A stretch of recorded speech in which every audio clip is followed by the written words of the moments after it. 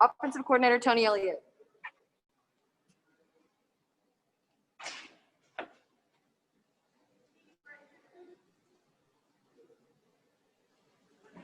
Hey, Coach, this is Trevor Gross from CUTigers.com here. What can you say about the offensive performance tonight? Very balanced. I think you had 44 plays rushing and 44 plays passing. Right. Just, first and foremost, a lot of the credit goes to the support staff, the assistant coaches, our GAs, our PDs, analysts. Man, they did an unbelievable job of helping put together a plan that our kids believed in, gave them a chance to be aggressive, gave them a chance to be balanced. So a lot of the credit for tonight goes to those guys. I just happen to be the one that's out front, but man, it was a collective effort. Really, really proud of those guys, and I think it trickled into the players on the field. They felt confident in the plan. They felt like we had a good plan to attack him. If we needed to throw the ball, we were going to throw the ball. If we needed to run it, and once we got into the game, we were kind of able to figure out. They had 2 weeks to get ready for us, so we were expecting, possibly some new stuff. But once we got dialed in on what they were doing, the guys went out and executed. So just proud of their overall performance. But the beautiful thing is, we left some stuff out there on the field. We left a couple of scoring drives on the field, which is going to be awesome to be able to show these guys and keep them hungry as we move forward. Tony, this is Larry Williams with TigerIllustrated.com. Miami's front four is so aggressive in rushing upfield. How much of your plan tonight was sort of manipulating that aggression with delays and things like that, misdirection and all that? Right. Overall, man, tip my hat to what they've done down there at Miami, man. They've done a good job of coaching those guys, changing that culture. And again, they are very aggressive, very talented up front, do a great job of creating interior penetration. And then they can box you in with the speed off the edges. So, we had to have a plan for both aspects. We had to be able to control the inside guys and not give up penetration so we could run the football and inside. And then we had to slow those ends down with some tempo, some misdirection, some eye candy, different things to try and slow those guys down. And I thought our guys executed it well. Tony, this is Pete at AP. Is Trevor okay? Nothing too seriously wrong? He obviously got up and ran off the field. But, right. Were you worried at all when you saw him down there? Not worried, just because I know how tough and how competitive Trevor is. But from my perspective, what I was told is just to have the air knocked out of him. And again, I'm sure Coach Sweeney will have more of an update if there's anything more than that. But for what I was aware of, that they just had the wind knocked out of him.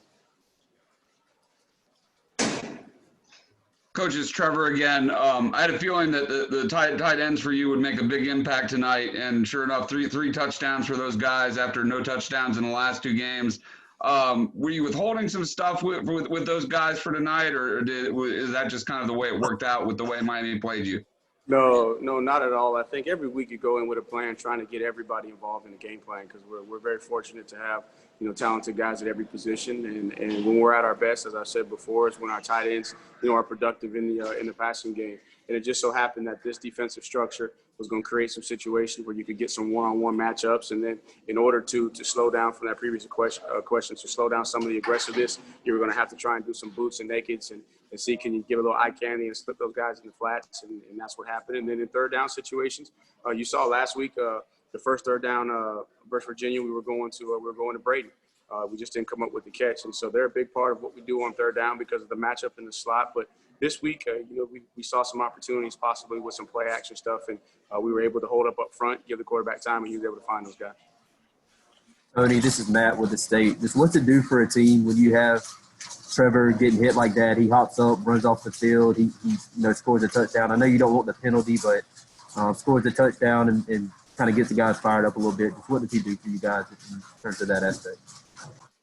When your best players are your hardest workers, your most fierce competitors, it just resonates throughout the whole locker room and the whole team. And so, anytime, Trevor is out there, he gives us an opportunity to be at our best. And, the young guys as well, they're showing leadership qualities.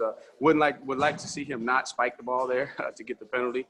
But again, that just goes to illustrate how competitive he is. We'll deal with that. But at the same time, too, man, you just love the fire and the toughness that Trevor plays with.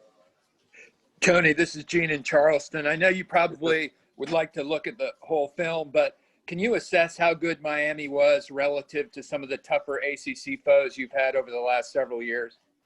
I won't be able to, to answer that question fairly or accurately until I watch the film and evaluate it and see how they played against us. But a ton of respect, as I said, to Coach Diaz and their entire staff. You can see just since the last meetings that we see, I think it's done a good job of flipping the culture. Man, they're very athletic, and I think for us, part of our plan was, we've been in these games before, so we wanted to take the fight to them. And I felt like the first couple of drives, man, we took it to them. And then, we kind of took a couple more shots and we missed. You had those 2 drives there. We had that big 3rd down ball that we dropped on a looked like it was a busted coverage, but nonetheless, we had a guy wide open. And then we had that other drive where, we hit Travis on the little screen over there into the boundary, and we have the holding call. So we were trying to be aggressive. So. The biggest thing for us, we talk about, and definitely a ton of respect for Miami, but for us, it's all about how we prepare and how we play and how we perform. Hey, Tony, Lawton Swan with Clemson Sports Talk. I got in a little bit late. I don't know if you talked about it, but Davis Allen's block on Etienne's run, Man, that was huge. And then to get the reward of the touchdown as well for him later. No doubt. And I said this, I want to say maybe in my preparation, talking to the commentators for game day, man, but just love Davis Allen as a football player, man. He's such a humble young man, so unselfish. He loves to scrap it up in the run game, loves to just the dirty work.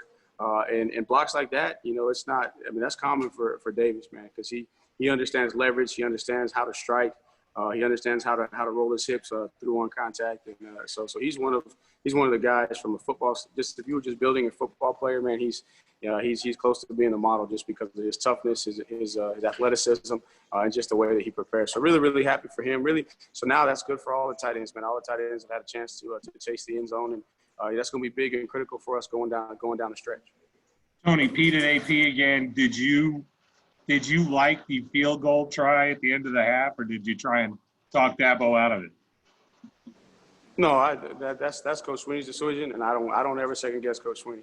He's got a good feel for what's going on, and definitely BT's got the leg. He's shown that in practice.